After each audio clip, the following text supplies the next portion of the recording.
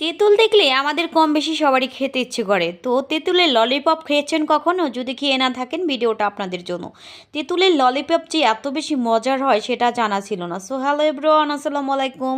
কেমন আছেন সবাই? আশা করি সবাই অনেক অনেক ভালো আছেন, সুস্থ আছেন। সবার সুস্বাস্থ্য কামনা করছি। যাই হোক, এই তো প্রথমেই হচ্ছে আমার এখানে প্রায় হাফ কেজির একটু বেশি তেঁতুল ছিল। এটা হচ্ছে আমি ডিপ ফ্রিজে রেখে দিয়েছিলাম। আর এটা রেখে দিয়ে কি সুন্দর করে দেখেন তো মানে চোকলাটা উঠাইতেছি। আসলে কিন্তু আমরা যদি সিদ্ধ করে মানে আচারটা বানাই তাহলে কিন্তু এরকম সুন্দরভাবে শুকলাটা উঠবে না। আর এটা দেখেন কত সুন্দর একটা কেরামতি না? আসলে বিশ্বাস করেন আমাদের ডিজিটাল যুগে ডিজিটাল বুদ্ধি মাথায় এত সুন্দর সুন্দর বুদ্ধি। আর এই বুদ্ধি দিয়ে যে আমরা কি সুন্দর কাজ করতে পারি, আমরা কত দক্ষতার সহিত কাজ করতে পারি, সেটা মানে কি বলবো, এক কথায় অসাধারণ যাকে বলে, মানে একদম পারফেক্ট। আমরা কিন্তু আগে এরকম এত টিপস বা বুদ্ধি কিছুই জানতাম না। সময়ের সাথে সাথে কালের পরিবর্তনে আমরা কত যে ডিজিটাল হয়ে গেছি সেটা বলে বোঝাতে পারবো না।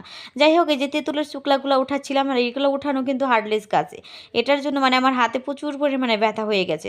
যাই হোক, খাবারটা খেয়ে অনেক বেশি মজা লেগেছিল। আর তেঁতুলের ললিপপটা যে এত বেশি সুস্বাদু, খেতে যে এত বেশি মজার সেটা আমার কখনোই জানার ছিল না, আর এত টেস্টি। যাই হোক, এই তো আমি তেঁতুলের শুকলাগুলা সবগুলা সারিয়ে নিচ্ছি। আর এই তো দেখেন এখানে হচ্ছে আমি এগুলা মানে এই যে একটু লবণ দিয়ে সুন্দর করে মানে ১ ঘন্টার জন্য ভিজিয়ে রাখছি, যাতে মানে এই যে টক জাতীয় যেটা সেটা একটু উঠে যায়। যার কারণে হচ্ছে আমি এটা হচ্ছে একটু ভিজিয়ে রাখবো। আর ভিজিয়ে রাখার ১ ঘন্টা পর চলে আসছি। এই তো দেখেন এখানে হচ্ছে আমি একটা প্যানের ভিতরে ১ বাটি পরিমাণ হচ্ছে চিনি দিয়ে দিচ্ছি। আর চিনিটা দিয়ে এখানে দিয়ে দেবো শিরা করার জন্য একটু পানি। যাই হোক, এই তো পানিটা দিয়ে দিচ্ছি। আমার শিরাটার পরিমাণটা একটু বেশি হয়েছিল, আমার মানে একটু আগে দেওয়া হয়েছিল। আর একটু পরে দিলে আমার মানে এটা ভালো হইতো, আর একটু মানে আনাম আনাম থাকতো। যাই হোক, কিছু করার নেই, আর আবার নেক্সট টাইম দেখবো। তবে কিন্তু টেস্ট অনেক বেশি, টেস্টের কথা বলবো এক কথায় যাকে বলে অসাধারণ, যার কোনো তুলনাই হয় না। এই তো দেখেন এখানে মানে আমার আর একটু শিরাটা ঘাটানো উচিত ছিল, তারপরে দেওয়া উচিত ছিল, কিন্তু আমি এটা বুঝতে পারিনি ফার্স্ট টাইম। যাই হোক, কিন্তু খেতে এত বেশি মজার হয়েছিল সেটা বলার মতো না। এই তো আমি তেঁতুলগুলা দিয়ে দিচ্ছি। আর এই তেঁতুলগুলা যে মানে কি সুন্দর, কি যে ভালো লাগতেছিল দেখে, আর এটা খেতে অসম্ভব মজার। আপনারা যদি একবার ট্রাই করে দেখেন তাহলে বুঝতে পারবেন এত স্বাদ, এত মজার খেতে। আর তেঁতুলের কথা শুনলে এমনিতেই আমাদের প্রত্যেকেরই মুখে কিন্তু পানি চলে আসে। বিশেষ করে ছেলেদের থেকে কিন্তু মেয়েদের বেশি, মেয়েরা কিন্তু এটা কিন্তু অনেক বেশি পছন্দ করে খায়, আর অনেক বেশি পছন্দের একটি জিনিস। আর এইটার ভিতরে কিন্তু একটু চিলি ফ্লেক্স না দিলে কিন্তু টেস্টটা লাগে না।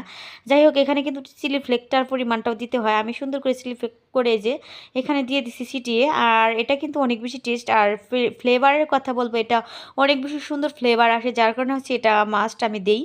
যাই হোক, এই তো দিয়ে দিয়েছি। আর এই তো আমার হয়ে গেছে তেঁতুলের ললিপপ। আমার মানে তেঁতুল কলাটা আর একটু পরে দেওয়া উচিত ছিল, তবু এটা খেতে যে অসম্ভব মজার ছিল সেটা আমি আপনাদের বলে বোঝাতে পারবো না।